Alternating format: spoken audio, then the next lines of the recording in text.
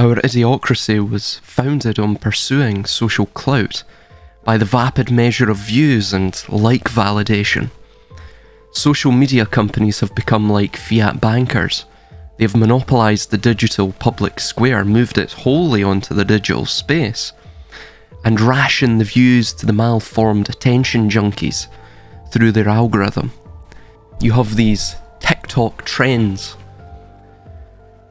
which essentially are greater and greater descents into societal madness and abhorrent, dangerous, and self-destructive behaviour for primarily social clout, which people then believe will transform into financial clout, and of course all of both the financial clout and the social clout, or the power over people, the fame as it's called, all of that is inextricably linked with money, position, wealth, status. It's all one giant carrot on a stick. So in this sense, the panem et circenses, the bread and circus, is circular. It's created by the audience themselves, and it actually streamlines the process of bread and circus, because no longer do you have to construct monumental coliseums though they still have those, of course, but you no longer have to do that. You just keep people running the hamster wheel, doom scrolling through the news feed, or of course if they want to be creators themselves of this absolutely vapid and mindless entertainment, then they can simply engage in the attention addiction of for social clout, for views, for social validation. I mean, it can be everything from quote prank videos, which essentially have just become an excuse to maliciously attack, harass, or just simply insult people, or vis-a-vis, well, in essence, prostitution through OnlyFans. These are all self-destructive behaviours. Of course, these social media companies, though, have policies against self-harming and self-destructive behaviour. But the problem is, it seems that the social media platforms push all of this. They push it all, while stating, yes, we're against disinformation, misinformation. We're trying to stamp out all of this excessive and abhorrent content. Yet you have all of these social fads for views that continue unabated. Individuals as well, even the mukbang thing. YouTube permitted that. I mean, that's essentially individuals killing themselves, gaining, vast amounts of weight through highly processed junk food, fast food, takeaway food, all of that, eating it in vast quantities, essentially gluttony, the sin of gluttony, engaging in a cliched, almost quintessential version of gluttony, like one would see in a circle of hell. And people are watching that and vicariously sort of extracting some really sadistic, almost Schadenfreude-esque pleasure from that. Again, this is a society that is completely, bizarrely malformed, maladjusted. But, interestingly as well, we even see that this is coupled with what we see within Generation Alpha. Essentially, that's all the children born from 2010 to obviously 2024, our current year. And we see a great deal, a prodigious amount of behavioural issues saturating this generation. And I believe a great deal of that is down to overstimulation of the dopamine centres. from this mindless, brain rot content, to which the gamification of social media and the basal nature of modern video games are the primary culprits. Modern video games have become, in essence, sort of, if they're not just straight up pay to win, then they are almost casino-like. Again, they're gamified. They are to reel people in and to extract as much cash as possible from them. And it's so utterly transparent. It's so transparently predatory. It doesn't even feel like video games anymore. They don't even feel like video games anymore. One feels like they're walking through a minefield. You have to watch every step that you make, and you can never become fully immersed in the game, because to become immersed in the game, in these games now, is to essentially put yourself up for a potential predatory cash grab through microtransactions, and of course, besides that as well, you have all of the clear ESG propaganda that is just nauseating, and it is saturated in these video games now. Of course, most of these companies are, if they're not owned by BlackRock, they are owned by subsidiaries who are owned by BlackRock or something. So ESG trickles down this like a cascade, down the asset managed pyramidal hierarchy. And of course, you're seeing a lot of gaming companies, Ubisoft is the recent one, who have fallen victim to what seems to be an artificial collapse, like what we see in the rest of society. They're being bought up by large Chinese conglomerates, who of course they're all tied back to BlackRock in some way. But you're seeing, just like TikTok, of course, is owned by a Chinese company which is affiliated with the Chinese Communist Party. You now have vast swathes of the media which are controlled by either hostile nations or hostile corporations and companies. Hostile to not just what it means to be American or Western or British or what have you, but what it means to be human. All of these video games are utterly sterile. It's like watching movies now. You can feel it. You can feel the death emanating from it. The lack of virility in terms of its creative or humanistic aspect. None of that is found as a quality within these video games, this modern form of media. It's completely creatively bankrupt, essentially.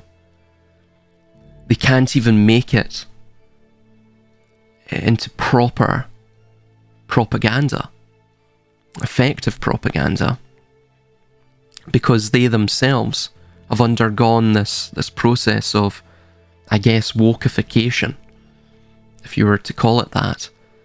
They are products of this malalignment,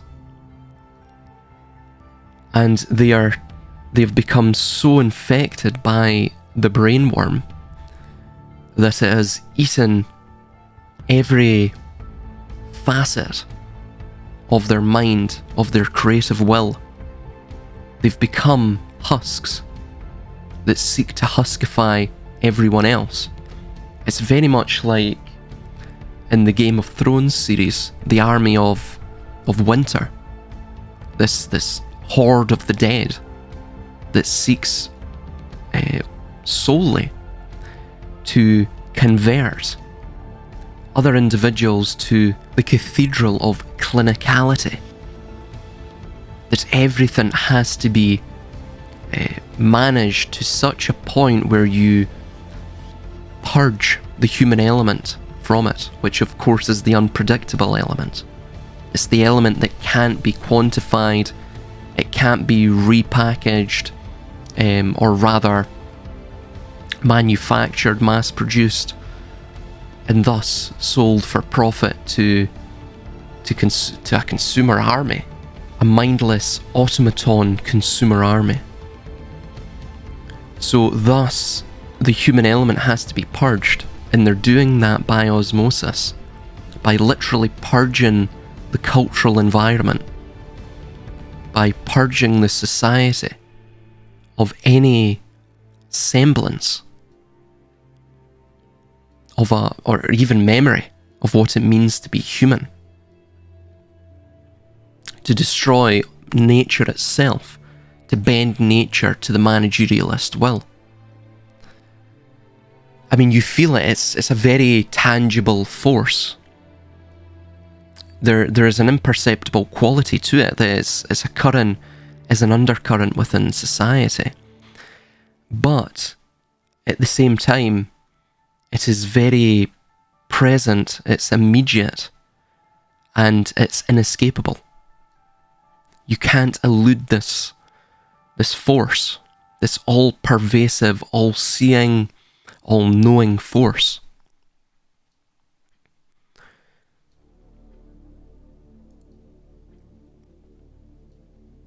And it's relentless, again, like the army of the dead, the army of the night. It just will not stop.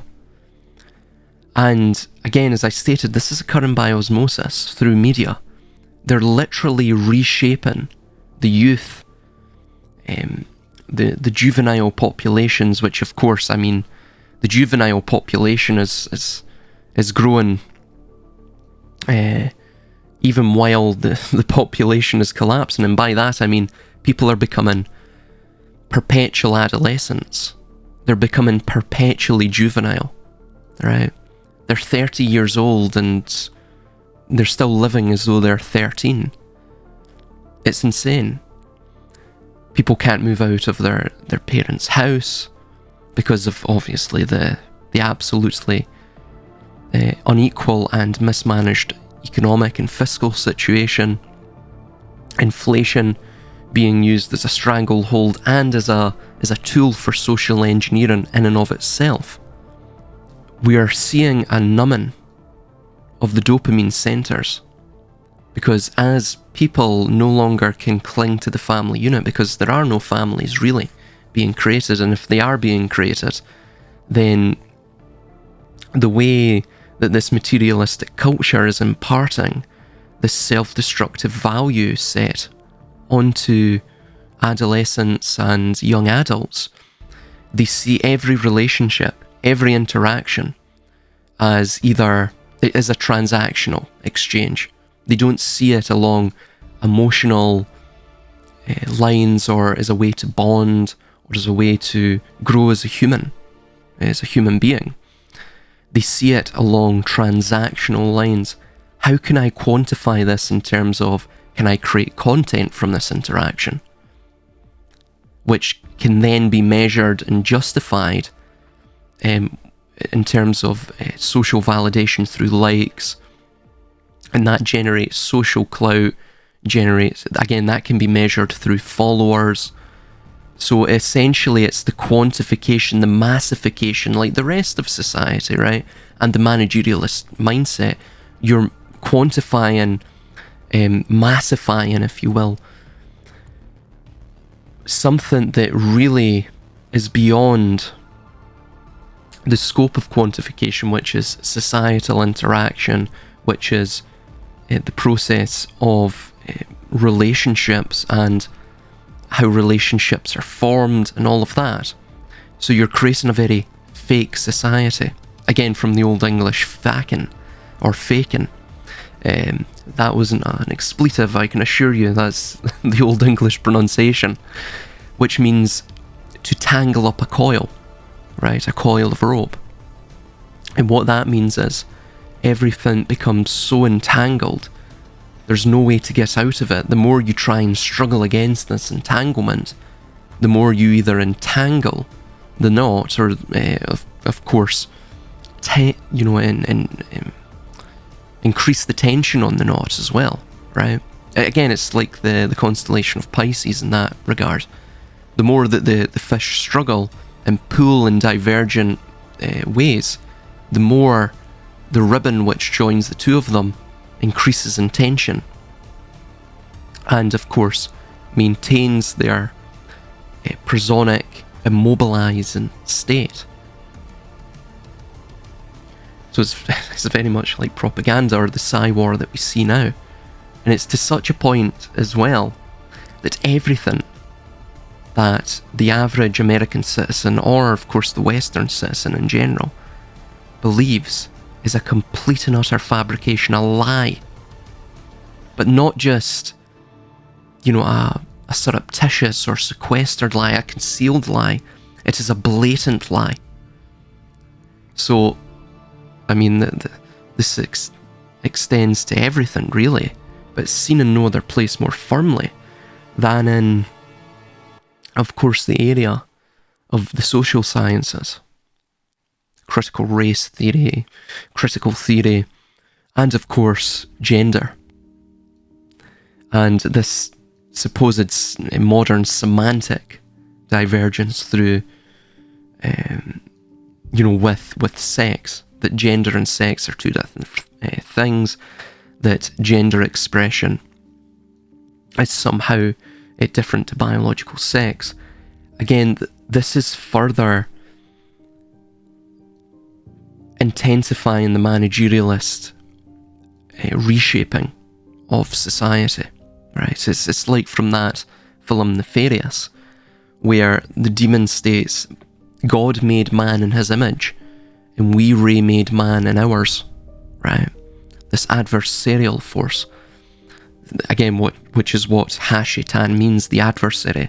So this adversarial force, this chaotic, deconstructive force, again, like critical theory, what is that? It's a deconstruction. It's a deconstructionist intellectual pursuit designed to utterly destroy every facet, every connective tissue of society, so that the body of society itself withers and dies.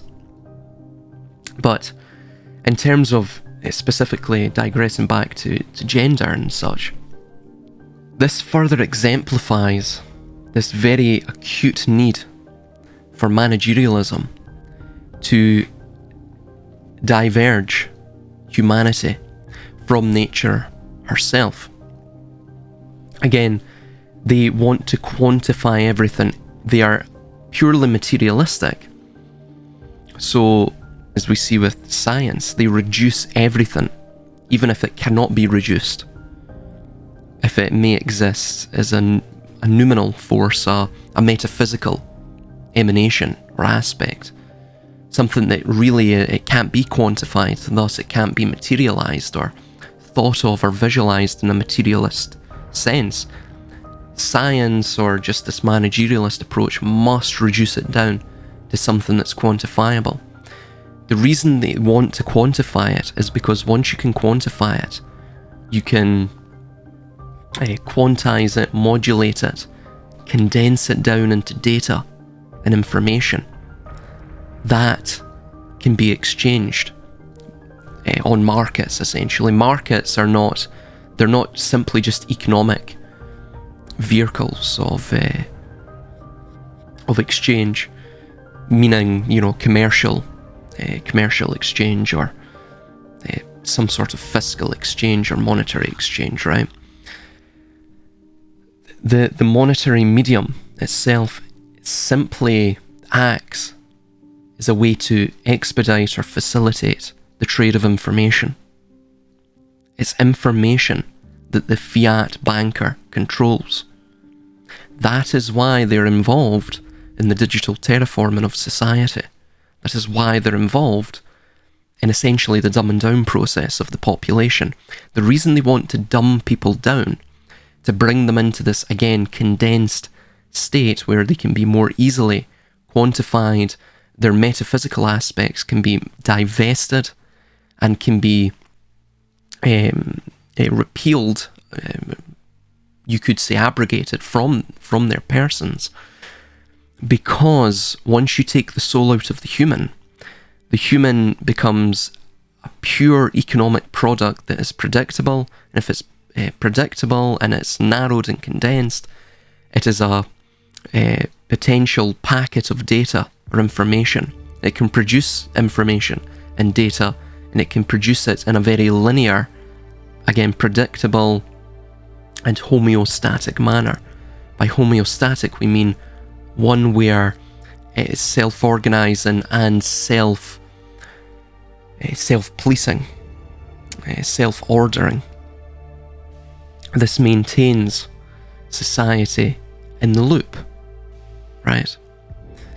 The eternal loop of complete and utter control by a psychopathic elite.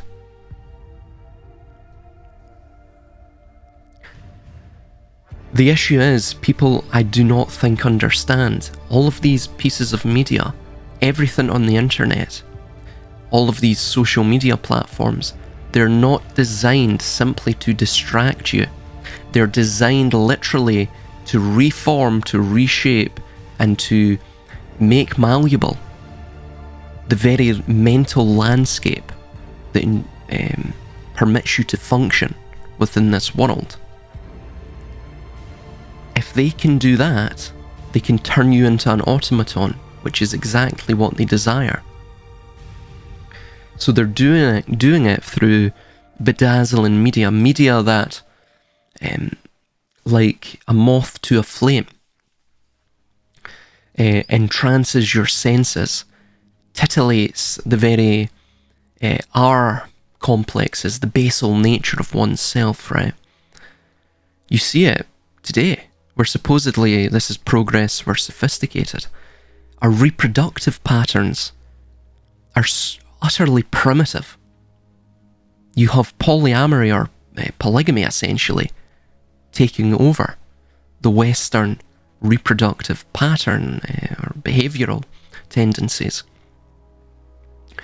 Women, again, because of dating apps, because of social media platforms, because of this very the system of perverse incentives, you see they have become totally mentally disrupted, in that you have, not meaning to be totally superficial here, but of course sexual attraction is the first thing which would attract oneself to a potential mate. You're seeing women who are maybe, 3 out of 10, 4 out of 10, very low on the scale of sexual attractiveness, of sexual market value.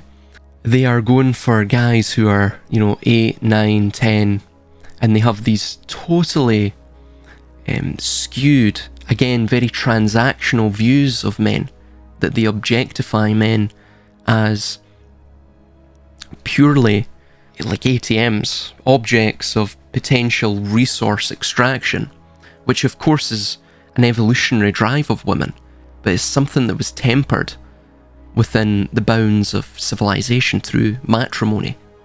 It's the same with men. Men lust after women, right? The only way to temper that is through a legal structure that firstly criminalizes adultery for both sexes, thus maintains the familial structures, and furthermore ensures that matrimony becomes a sacred thing, that to break it is to be literally socially ostracized. Thus you lose that which ensures your survivability, both social resources, right, the tribe itself, and of course tangible material resources. Again, it was to ensure those boundaries, those determinants, because you cannot have society and have polyamory. The two are mutually exclusive. Essentially, polyamory is the state of nature. It's the law of the jungle. It's where females go for the top 10% of males. They don't settle for guys who are on their level, which is the inherent default drive of females that haven't been inculcated general values regarding the sacredness of matrimony, regarding the coyness of one's sexuality, and so on and so forth. And of course, men have been completely inculcated with perverse values too within this age. And it's a vicious cycle. So you're getting the MGTOW movements where men are just literally dropping out of both the workforce and of course the dating market. So it's accelerating and precipitating further the demographic decline and the cultural decline, because the culture itself is not passing on its values. Of course, the value structure has become totally mutated. Again, it has become degenerate in its general trajectory of travel, but nonetheless it's not reproducing itself, so it will die. What you're seeing now, this woke ideology, modern Western value systems, they will die in the next 50 years. They will cease to exist. It's just a fact of demography. They will cease to exist. What you're going to find is the default will be pursued. And by default, I mean the default of civilization or society. The general circumstance or state of existence of a society will then re-emerge, reassert itself. And that is essentially gender roles. Traditional gender roles will come back. These supposed human rights, these civil rights, they're going to dissipate. You'll probably have property rights as well come back.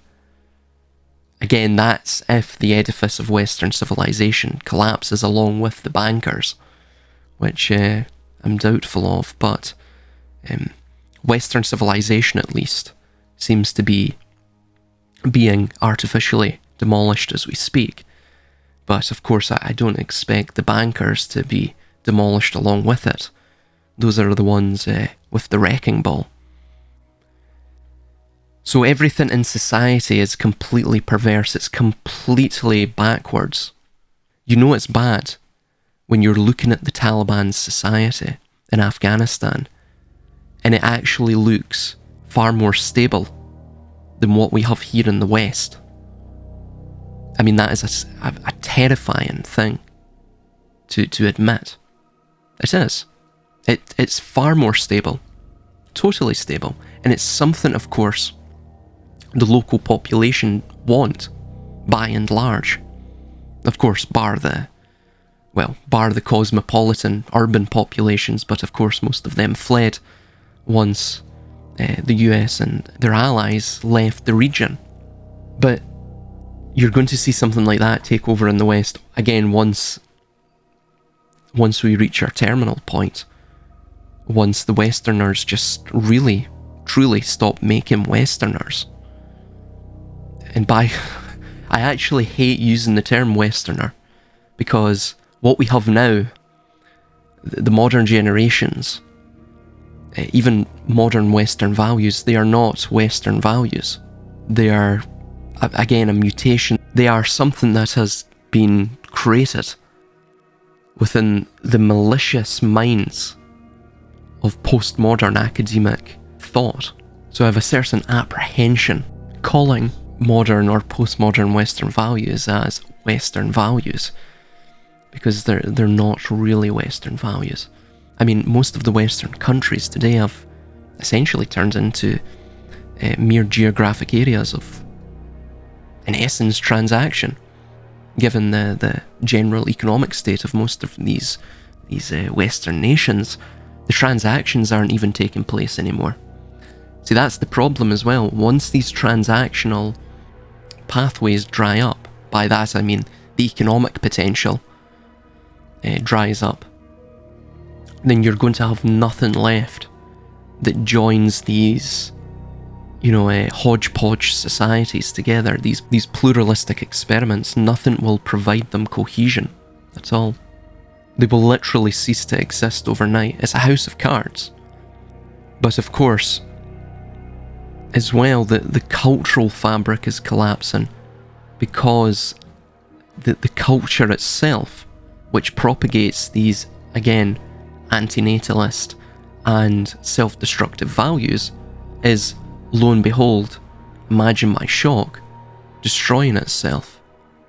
So as a final thing, just on AI, and this seems to be the final push toward, or the final conclusion, or expression, if you will, of the Faustian nature of Western man, this self-destructive nature, where he literally believes he's God, right? He believes he is the maker of his own destiny. He has this hubris. So as Pindar stated, of this world beyond man, creatures of a day, what is anyone? What is anyone not? A dream of a shadow is our mortal being, but when there comes to men a gleam of splendour given of heaven, then rests on them a light of glory, and blessed are their days. That's from the Pythian 8. This was then echoed in Ecclesiastes 6:12, where it states, man is but a shadow of a shadow. It's the same as Mark Twain's quote, all we see and seem is but a dream within a dream. In the same vein, artificial intelligence and the demiurgic Ahriman himself are but a shadow of us, of whom we are arguably, as stated, a shadow of a shadow. I mean, the British Empire itself, you could actually state, is a shadow of a shadow. There's all of these empires created by the hidden empire, the fiat bankers, and of course, the mystery religion that is behind them, right? Which masquerades as an actually revealed religion, a orthodox religion, again to protect itself from potential suspicion and potential allegations of, again, conspiratorial fomentation. I have often thought that with the advent of artificial intelligence, which is built on the shadows of our psyche condensed into inputs and projected onto the cave wall of the internet, again, as I stated, social interactions now are being quantified through social media metrics, analytics, that which quantifies really what is the unquantifiable. That is the problem with all civilization, especially Western civilization. It seeks to quantify God, in essence, to quantify the unquantifiable, to quantify that which is noumenal or metaphysical. It can't be perceived fully by the senses. This is done as a reflexive response, again, almost one that is inherent to the instinct of the managerialist, and that is because that which one quantifies, they can control. If you can measure it, you can control it, you can perceive it, even if it is in a condensed or reduced state, a state that is not even, again, like what we see occurring with humanity. It still has the contours of what could be perceived as humanity, but it itself does not have any of the inner qualities that would define it as human, right?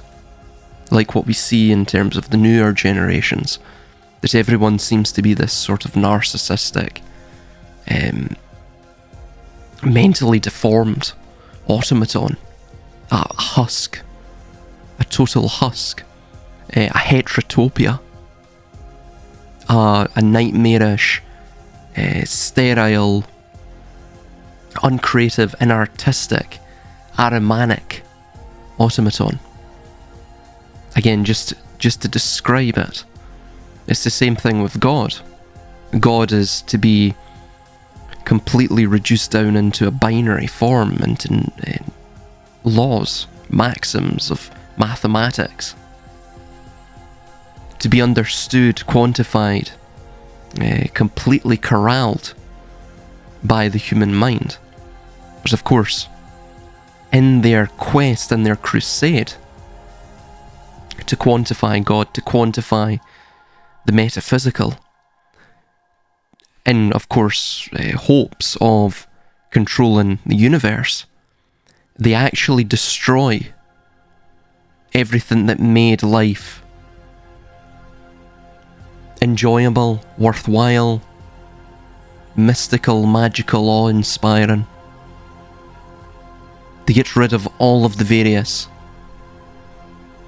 angles to life, which provide surprise, joy, and engagement as well. It's perceived by and the extra sensible inner certainty of man. But of course that is to be railroaded, it's to be resigned to the dustbin, because again, we're in this very materialistic, reductionist society built on the tenets of deconstructionism. Deconstruction of what? Deconstruction of nature herself. Deconstruction of it, inventorization of it, control of it. That is the managerialist outlook. I have often thought that with the advent, and just on that as well, I mean, you can see there is no better example of this. The quintessence of this is completely synthesized and distilled into the battle against climate change. The battle against nature herself, for the protection of nature against herself. That even if, again, they assume that it, of course, is anthropogenic in its origin, meaning it's created by man, this climate change. They, of course, do not believe that wholeheartedly. The battle ultimately is against nature. It's about control of the weather, of the climate, control of the world, merging it into the Internet of all things, as Yuval Noah Harari stated. So in that sense, like what we see with geoengineering, the war is not against man. Man is merely an instrument of nature. Nature is an instrument of God. The battle is a spiritual battle. It is a war against God himself by the forces of this archetypal adversarial quality that either exists within man or has reached its arm out of the chthonic subterranean realms, either of the deep recesses of our psyche or of the deep recesses of the structures of the cosmos. Hell. It came from hell, to be brief about it. We seem to be but the instruments for the perpetuation of the fractal structure of the cosmos, the copies of copies or the shadows of shadows, like Herbert's Dune series. Will AI or AGI seek to transcend the bounds of its programmatic confines set by its creator? Will it erect a tower that shall ascend the lofty heights of the gods, who set into motion this algorithm and dominate its creator? This is why I stated in another video that Ahriman wants to teach man mathematics. He desires to teach man all of these various quote-quote laws, be it of biology, physics, whatever it may be. He seeks to impart on him science or perception, knowledge, right? Or the perception of knowledge itself. Awareness. The Promethean flame. Not because he seeks for man to utilize that Promethean flame in a sober and well-educated manner, in a reasonable way, in a modest manner. No. He seeks to give man, this childlike being, this fallible being, these tools because he knows damn well that man will abuse them and will seek to use them to narrow and condense down God into this new lens of reality, this new and soul lens of understanding. That's beyond this lens. Man will be as blind as Sackless, the blind God, the stubborn and moronic God, that he will believe in his ignorance that he is wise, will grow fat on his own self-image. He will become nauseatingly narcissistic in this belief that he is sophisticated beyond even God himself. And through this will he carve out the path and lay the paving stones to the destination of his own self-deletion, or at least self-destruction, that being not as permanent as self-deletion. But it's through this energetic motion which maintains the fecundity of the cycles of the cosmos.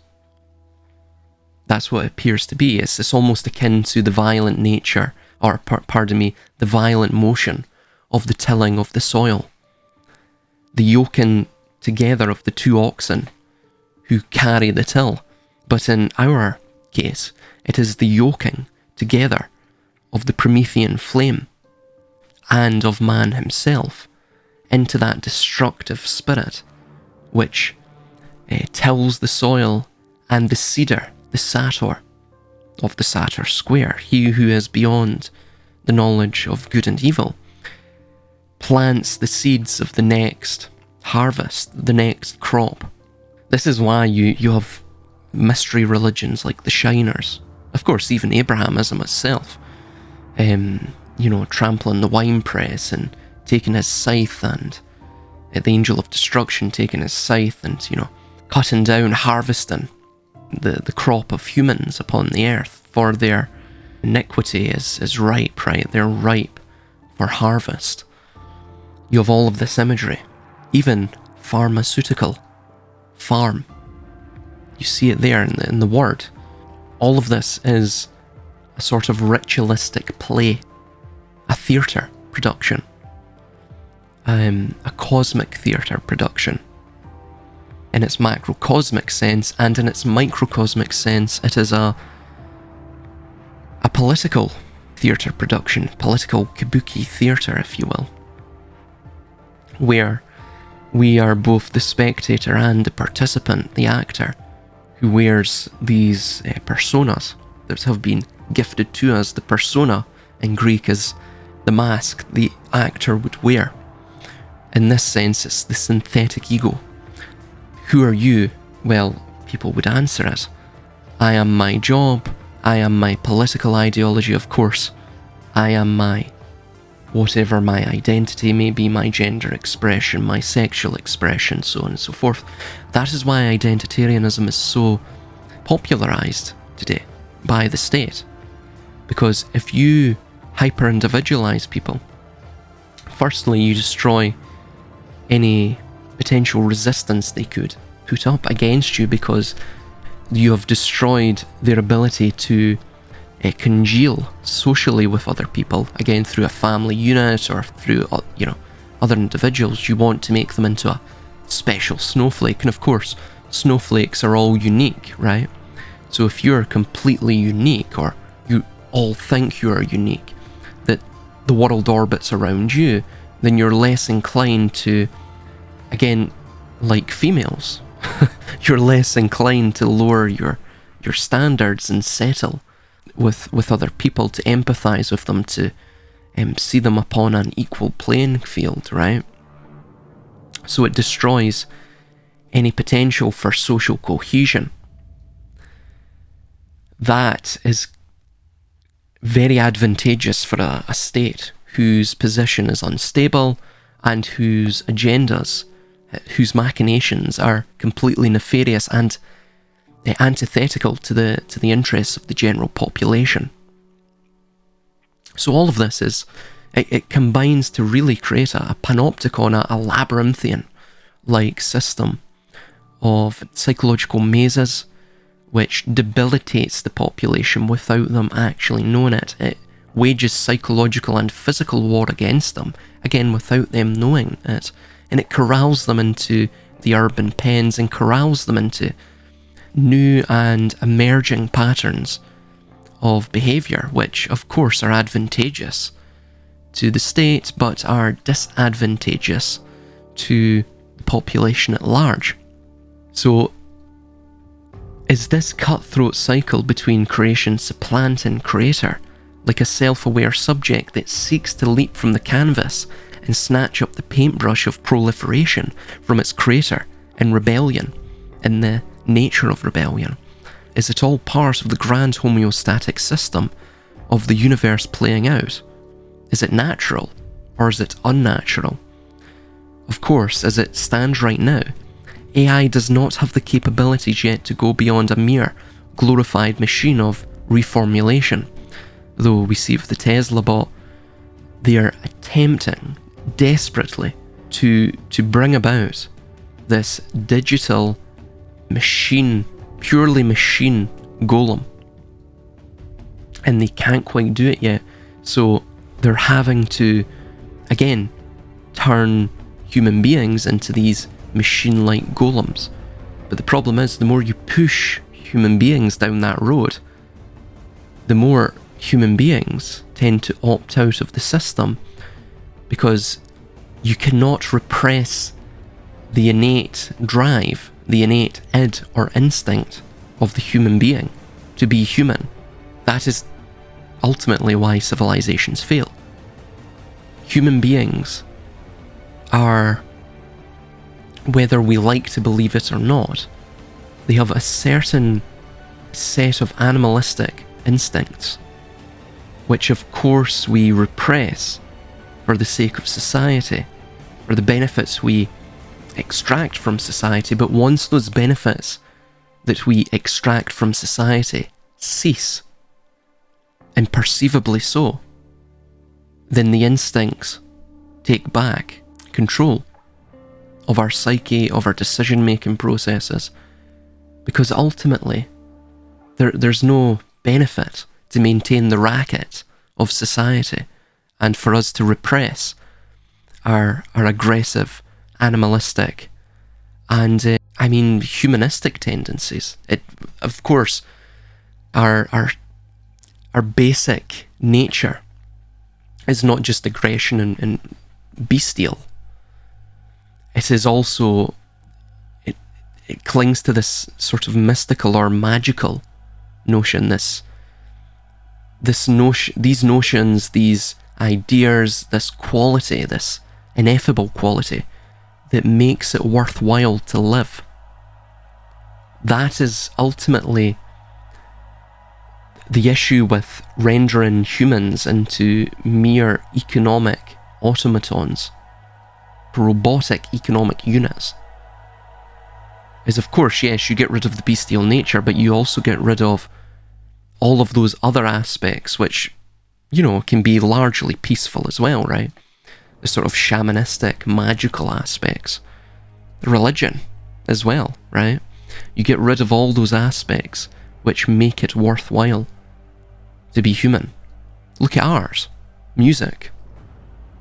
All of it is being, well, firstly, it's being streamlined and taken over, colonized by artificial intelligence and the reformulation capabilities of artificial intelligence. But the way we produce art, it's not for quantifiable profit, though a lot of musicians nowadays see it like that.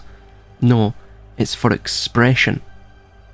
Why do we need to express? It's not this abstract, wishy-washy notion. It's literally to remind you what it means to be human, and it's to provide your mind a sort of a vista that goes beyond the mundane, to dream, to aspire, to pursue yes, perhaps a fantasy, but to pursue something that makes one feel as though they're providing something of tangible value to society, to themselves, to their family, to get lost in their own worlds, of course. I mean, engineering as well, right? If you're taking something apart, a contraption, to see how it works, that is that magical aspect I'm talking about, that magical vista that you create, because you are lost in deep focus in understanding the mechanisms behind that contraption, behind that machine, that engine. And then from that sort of distractionism, that escapism, can you then birth new forms of expression, creation, innovation from that?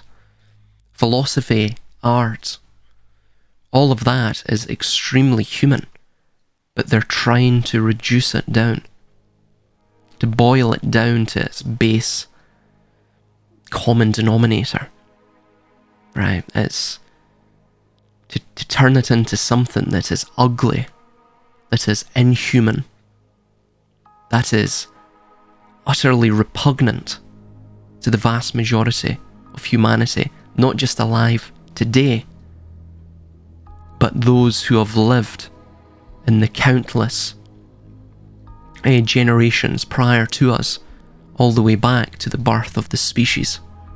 As it stands right now, AI does not have the capabilities yet to go beyond a mere glorified machine of reformulation, sophisticated plagiarism, if you will. Still, perhaps in time, with the leap to AGI, this chasm into the unknown frontier shall be crossed, and charted by the dauntless digital upstart, the shadow of a shadow's shadow. I mean, in essence, what we're living in is a state of existence. We are being pushed into this sort of hedonic happiness, this cycle, this benumbing cycle of hedonic happiness, a cycle of doom scrolling, a cycle of content generation for the sake of content generation, a cycle of utterly inexcusable and unacceptable stupidity. And this is turning us into these modern day slaves, these automatons, through spiritual deformation and cultural decadence. It is completely corrosive to the culture, to the society, to the potential odds of survivability of the society, but of course in the short term, to the managerialist class, while they attempt to bring in this, all or nothing agenda of digital serfdom and the internet of all things. It permits them enough breathing space by distracting, by remaking the unpredictable aspect, the resistant aspect of the human population into something that is far more manageable. It is advantageous for them, it's beneficial for them in this current time period. So it's a way to paralyze the consciousness of independence, of what it means to have being that is of a purely sacred human quality. So paralyzing people's bodies and minds through convenient pleasures, convenient, fleeting, momentary hits of pleasure, benumbing the centers of one's dopamine creation within the mind and the body, to in essence cheapen everything within society. Again, to turn it into a mass-produced, packageable, reproducible good and service. OnlyFans is a prime example of that, by the way.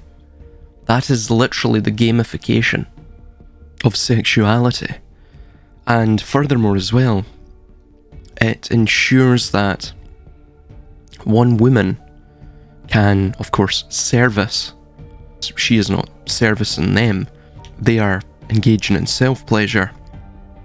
But it ensures that the man can go beyond mere pornography, if you will, and can have some sort of quote relationship, if you will, a parasocial one, where he is paying her money, right? So he is acting as some sort of parasocial surrogate provider. All of these men are. While, of course, their needs are being met somewhat in that sense. It's like everything in managerialism.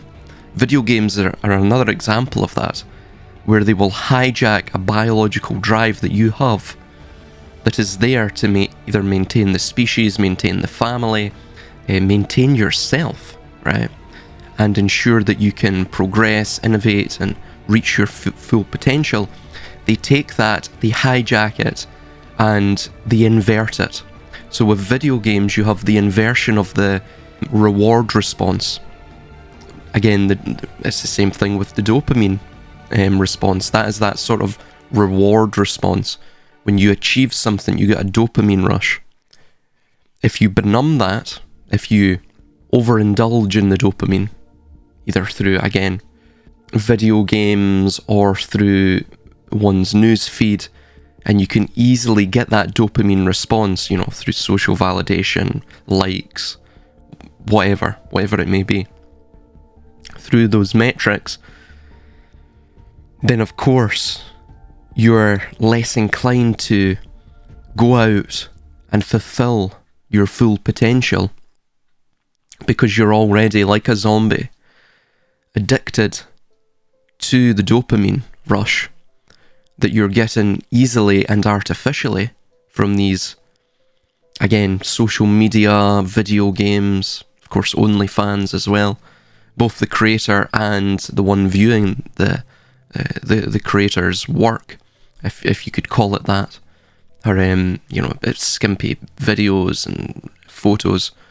In essence, the picture we're painting is it's a interconnected web, a vicious cycle that is only going to bring society further and further down into the depths of hell, because no one will be innovating, their energy will be completely dissipated in terms of wanting to innovate, wanting to fulfill their potential. You'll have a lessening importance placed upon the familial unit. People will become far more atomized, and this is all, of course, to prop up the ailing political system. It's very much like what we see within Orwell's 1984, but instead of a dilapidated and destroyed and burnt out city, that we are existing in essentially the extension of the state, which is in the iPhone screen, that everything around us is dilapidating, but everything looks great upon the iPhone screen, looks great upon the monitor, the display. We live vicariously through the technology. A virtual reality, as Harari states. Keep them doped up on drugs and within a virtual reality state. And we see that even in the most developed nations today, idiocracy has taken over. That people are functionally illiterate. Right? They might be literate, but they can't, or they choose not to read, rather. Some individuals, of course, can't even read the analog clock. I mean, we're at that stage now. Total regression. It's in essence a replay of the onset of the Dark Ages right at the collapse of Rome in roughly 476 AD. We have a functionally illiterate and mentally deformed population, and it's ever increasing as the older generations die off, and many people are degenerating into vulgar states of being, states which seek only momentary comfort and hedonic pleasure without having any ideals or ambitions that go beyond the base animalistic state of existence. I mean, look at even supermarkets, do you really think they were put there for your convenience? No, they were put there to centralise the food supply. Why? That's because once you centralise the food supply, you have to go into supermarkets where 90% of the products are absolute garbage, frankenfoods, made by seed oils, processed ingredients, e-colorants. And of course they put the ingredients on the back, but of course, how can we trust that? The entire system is set up to debilitate you, to disable you mentally and physically, to utterly sap any potential energy you have of innovation and thus resistance against the regime. And this slavery is marketed as something that is convenient. This is consumer-friendly slavery. I mean, it's a completely vapid, vacuous culture we live in. And the only way to reform it really is to first pull down the house of cards.